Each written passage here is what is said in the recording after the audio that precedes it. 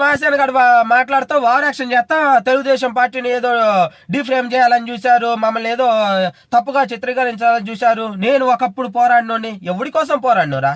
ఎవడి కోసం న్యాయం చేసినావు నువ్వు? ఇప్పుడు పార్టీ అధికారంలో ఉంది, ఏ న్యాయం చేస్తావో చేయరా? ఎస్సీలకి ఏ న్యాయం చేస్తావో చేయరా? దళితులకి ఏ న్యాయం చేస్తావో చేయరా? అసలుకి పార్టీ వచ్చి ఇప్పుడు 11 నెలలు అయింది. ఎవరికన్నా ఎక్కడన్నా కానీ దళితులకు కానీ ఎస్సీలకు కానీ నువ్వు న్యాయం చేసినట్టు వచ్చిందారా? అసలు పార్టీలో నీకు పుట్టగతులు ఉన్నాయా?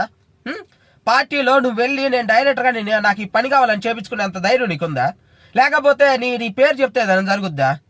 మొన్న ఏదో మొత్తం ఎస్సీల్లోనే మళ్ళీ తగాదులు పెట్టాలని చెప్పి నీ కులానికి సంబంధించి పెద్ద ఏదో పెట్టుకోవాలని చెప్పి ఒక సభ పెట్టాలని చెప్పి చూసినావు.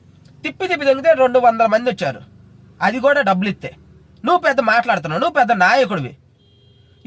నీ నాయకత్వం నిరూపించుకోవడం కోసం ఒక మతాన్ని దొక్కుతూ ఒక కులాన్ని దొక్కుతావు. చెత్త నా కొడక.